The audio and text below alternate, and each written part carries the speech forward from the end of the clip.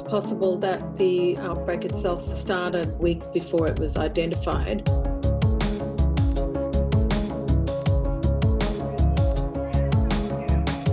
It's possible that there's some degree of community transmission that's not picked up, but I think it's a reasonably good indicator when you haven't had any identified cases in a country with good surveillance. Different if you're talking about a country with poor surveillance.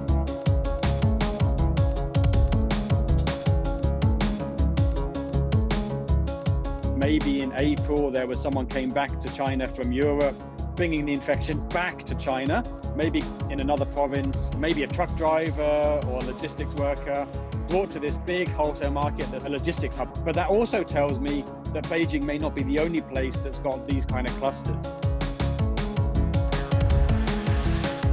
Beijing's on very high alert, and so they picked up this cluster at a relatively early stage with maybe 100 or so cases.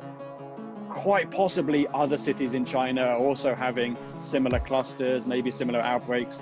Haven't quite yet picked it up, but are about to. We've seen in Beijing already the authorities are locking down certain parts of the city to try and curtail the spread, because they know that testing, tracing, isolation, contact tracing, quarantine, all of that helps a lot, but it may not be enough to stop the spread completely. We're going to have to live with this and mitigate it and manage it until we can be vaccinated.